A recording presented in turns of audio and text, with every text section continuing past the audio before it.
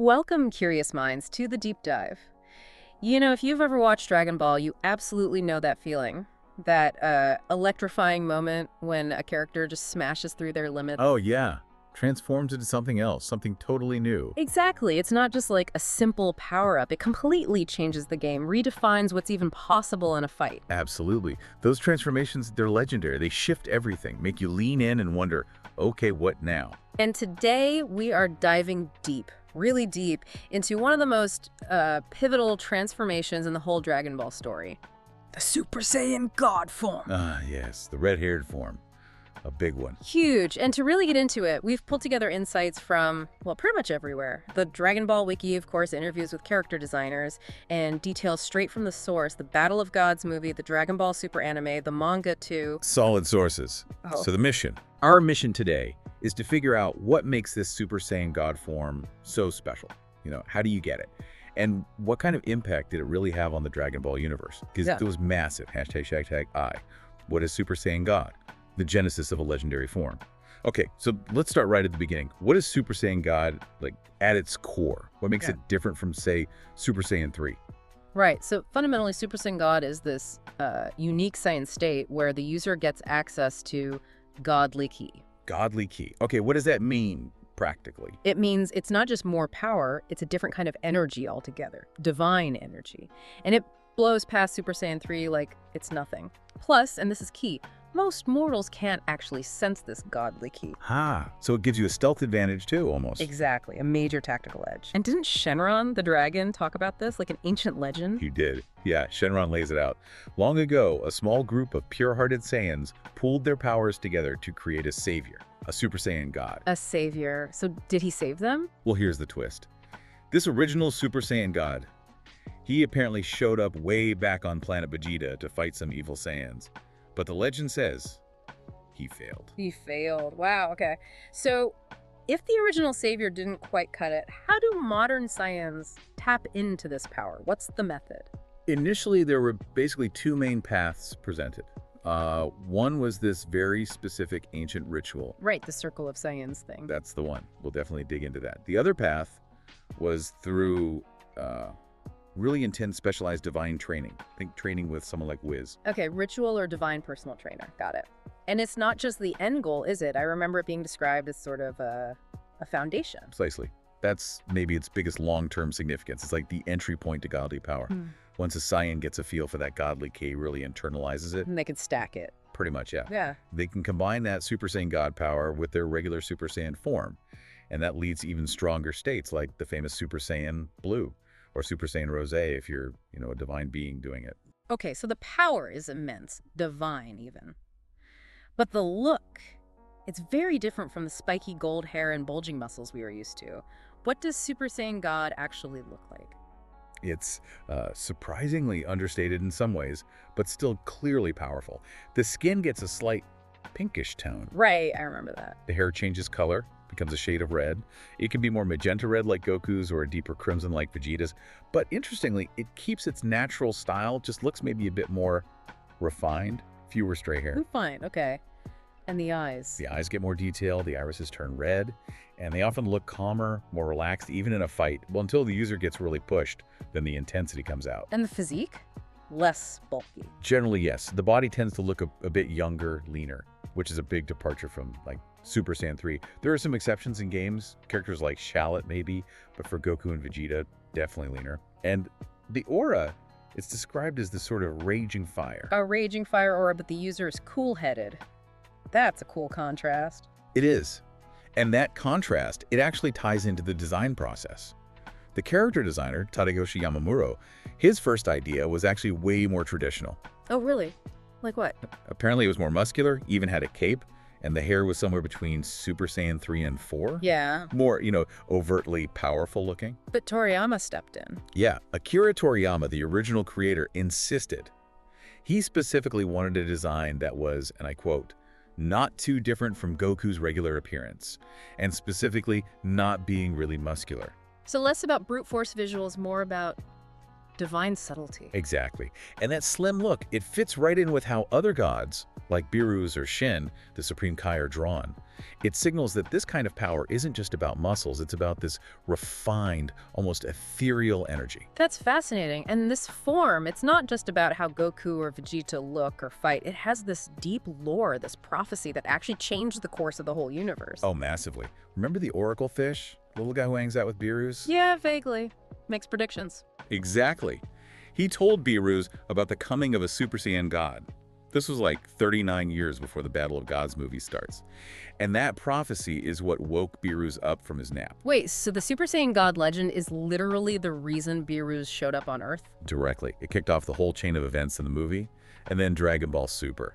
It brought a god of destruction crashing into the main story. Wow. And then there's the Frieza connection, which is darker. Yeah, this is pretty wild.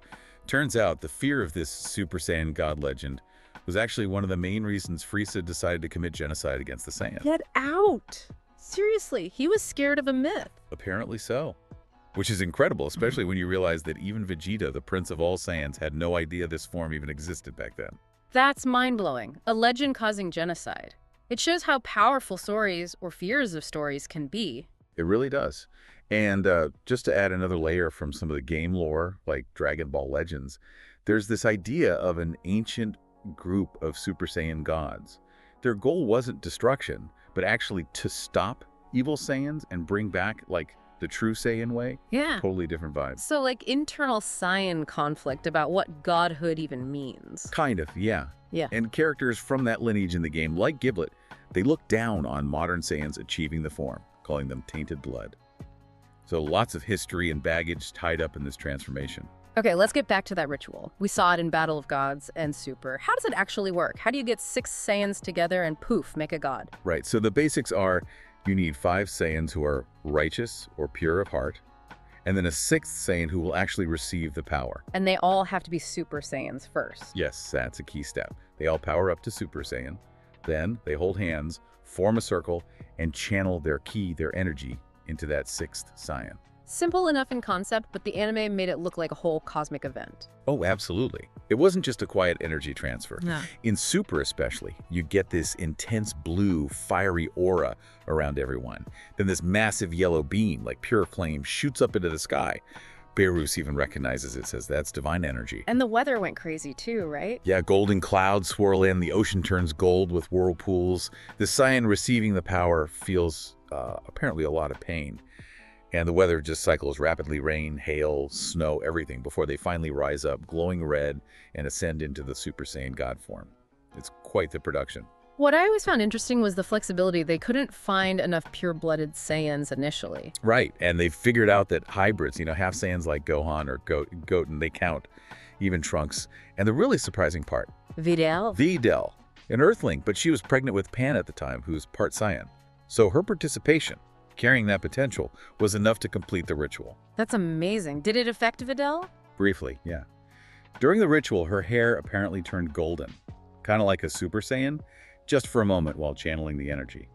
It's also super draining for the participants, by the way. Gohan and Goten couldn't even fly afterwards. They were so wiped out. Makes sense, pouring that much energy out. But okay, Vegeta didn't do the ritual, did he? So it's not the only path anymore. No, and that was a huge development. Vegeta trained intensely under Whis, Beerus' attendant. He basically brute forced his way to godly ki through sheer divine training discipline. Which proved it was possible, just maybe harder. Much harder, presumably, but yeah, it showed the ritual was like, shortcut, maybe. But mastery through training was also valid. And we've seen other weird ways, too, in some of the other Dragon Ball stuff, like games or side stories. Definitely. Xeno Trunks, a version from a different timeline, sort of accidentally triggered the ritual in one story. And in the Xenoverse 2 game, your created character, the future warrior, can actually wish for the ability from Shenron. Wish for it. Seriously. Yep. Though it's not quite that simple. After the wish, you still have to, strengthen your bonds with 5 key Saiyan characters: Goku, Vegeta, Gohan, Gotenks, and Pan. Only then does Beerus actually grant you the transformation skill, so it blends wish fulfillment with relationship building. Okay, so multiple paths, some more mystical than others. Now, once someone has the form, say Goku after the ritual fight with Beerus, how does it change? He didn't seem to need the ritual again. Right, that was critical. After that first time, Goku seemed to have absorbed the feeling. He imprinted on that godly Kai, as the sources put it. Meaning he could tap into it without transforming? Initially, yeah, he could access its power subconsciously, even in his base form or regular Super Saiyan, which also seemed to get rid of that initial time limit and energy drain issue the ritual version had. And eventually both he and Vegeta just mastered it. Exactly. Later on, they both showed they could just become Super Saiyan God whenever they wanted. Full power, no known time limit. It went from being this temporary, ritual-based state to a fully controllable tool in their arsenal. Okay, let's talk fighting. This form comes with the aura of a god. What does that actually do in a battle scenario? Well, two key things. One, the user can sense other godly Kai, which is important when dealing with gods or other divine beings. But maybe more importantly, Others can't sense them. most others, yeah. Mortals, people without godly Kai sense, they just can't lock on to the Super Saiyan God's energy signature. Makes it hard to track them, gauge their power level, anticipate moves. It's a huge advantage. Like being invisible on the K-radar. Pretty much. And interestingly, this divine nature even gave Goku immunity to certain types of dark or evil magic in some stories. Yeah. Like Demigra's magic in Xenoverse, it just didn't work on him in God form because deities are resistant. Huh. A built-in magic shield, almost. Now, the fighting style itself, you mentioned it's different from Super Saiyan Blue's brute force. How so? Yeah, the descriptions emphasize that Super Saiyan God is more about finesse. It focuses on predicting and dodging opponents' blows. It prioritizes using godly techniques and speed over just overwhelming raw power. Think precision strikes, efficiency of movement. Godly techniques. Like what? Are there specific moves only seen in this form? For mortal Saiyans using it, yeah, we've seen some unique stuff. Yeah. Like the ability to absorb an enemy's attack and nullify it right on contact. Absorb it. Wow. Yeah. Also using their aura to somehow paralyze opponents briefly. There's evidence of self-healing capabilities too. And they can focus energy into their palms and release these invisible power blasts. Sneaky. Invisible blasts. Okay, that's cool. And you mentioned it helps with Ultra Instinct. It seems to improve the accuracy when used alongside autonomous Ultra Instinct. Ultra Instinct is that state where the body moves on its own, right? Super Saiyan God seems to make those autonomous movements even more precise. Gotcha. So, when it first appeared against Beerus, how powerful was it? It felt like a completely different dimension of power. Oh, it absolutely was. The narrative presented it as a being that surpasses everything they knew. I mean, think about it. Beerus had just effortlessly smacked down Super Saiyan 3 Goku, Ultimate Gohan, everyone, and suddenly Super Saiyan God Goku could actually fight him. Trade blows. And those blows were universe-shaking, literally. Literally. In the anime, their fists colliding sent shockwaves across the entire universe. Old Kai freaked out, saying just 3 punches like that, if not controlled, could wipe out everything. Just 3 punches? That's insane power scaling. And didn't Toriyama give actual numbers for this? He did, yeah. In an interview, he put Super Saiyan God Goku at a 6 foot, Beerus at a 10, and Whi's way up at about a 15. Okay, so 6 versus 10. Still a gap, but way closer than anything before. Puts it in perspective. Exactly. It showed just how massive the leap was, putting Goku into the realm of the gods, even if not quite at Beerus's level yet. So it started as this time-limited power-up from a ritual, but then it evolved strategically, right? Especially once they mastered it alongside Super Saiyan Blue. Right, that became its major strategic value later on. The big problem with Super Saiyan Blue, powerful as it is, was stamina. It drained energy fast. Ah, okay. So Super Saiyan God became the solution. Kind of, yeah. They figured out they could switch instantly between the two forms. Use Super Saiyan God for speed, movement, conserving energy. Winds called it Goku's second fastest form, and noted it uses far less stamina than Blue. And then switch to Blue for the big hits. Exactly. Blue for attacking and defending when they needed that peak power output. It allowed them to fight harder for longer. It was a brilliant tactical adaptation. We saw that used quite a bit, didn't we? Oh yeah, Goku used it against Hit, switching to God to counter the time skip and save stamina.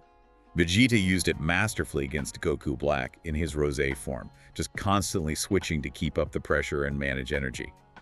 Goku used God form speed against Dispo in the Tournament of Power, only using Blue when he absolutely had to block. So even when it wasn't the strongest form they had anymore, it remained incredibly useful. Absolutely invaluable. Goku used it against Toph, and even the other gods of destruction were impressed. He used it against Kale and Caulifla, controlling the fight, even when Kale went into her berserker state. Vegeta just demolished base form Brawly with it. And it let Goku land hits on the immortal Zamasu when he was too drained for Blue. Its speed and efficiency kept it relevant. So Super Saiyan God was this massive breakthrough, opening the door to divine power. What came directly after it? What was the next step up? The direct evolution, the one we've mentioned a few times, is Super Saiyan God Super Saiyan, which thankfully everyone just calls Super Saiyan Blue. Right, much easier. So Blue is basically God plus Super Saiyan. That's the idea. Taking the godly key foundation of Super Saiyan God and then layering the power multiplier of the original Super Saiyan transformation on top of it. A new plateau of divine power. Okay. Are there any other forms that kind of branched off from Super Saiyan God besides Blue? Well, there's Super Saiyan Rose, which is essentially the divine equivalent of Blue, used by Zamasu when he was in Goku's body. It's Super Saiyan God power mixed with Super Saiyan, but filtered through an actual God's Kai, making it pink instead of blue. The evil pink version. Got it. Any others? There have been some darker or more corrupted versions in some of the extended universe stuff, like games or promo anime. Yeah. Things like Super Saiyan God, Dark Kai Third Stage. Yeah. Usually involving bad guys twisting the power. Right. And then there was that other state, Saiyan Beyond God. What was that about? Yeah, that's an interesting one. It's basically a state where a Saiyan, usually after experiencing Super Saiyan God, can access and use that godly Kai without actually transforming. They stay in their base form, maybe with a slightly different aura, but they're wielding the power of the God form. So internalizing the power completely. Exactly. Truly making that divine energy their own, even without the red hair. Hashtag tag tag outro. So when you pull it all together, I mean, Super Saiyan God, it really wasn't just another Tuesday power-up for Goku, you know? No kidding. It was a total paradigm shift. Yeah, it was the gateway to godly ki. It introduced a whole new strategic layer to fighting, and it was tied into this ancient prophecy that literally changed the universe's direction by waking up Beerus. It completely reshaped the power landscape in Dragon Ball. Absolutely. It pushed Saiyan potential into this whole new divine realm, focusing not just on raw power, but on finesse, godly energy, strategy. It changed everything. Definitely. Which leads us to a final thought, something for you listening to maybe chew on. We talk a lot about individual strength in Dragon Ball, right? One Saiyan pushing their limits. But this incredible godly power, the first way to get it was through a ritual needing 6 Saiyans, 6 pure hearts pooling their energy together. Unity is the first step to godhood. Exactly. So what does that initial emphasis on community, on collective power, not just solitary training? What does that suggest about maybe the true nature of reaching that ultimate potential? On the battlefield or maybe even off it? Something to think about.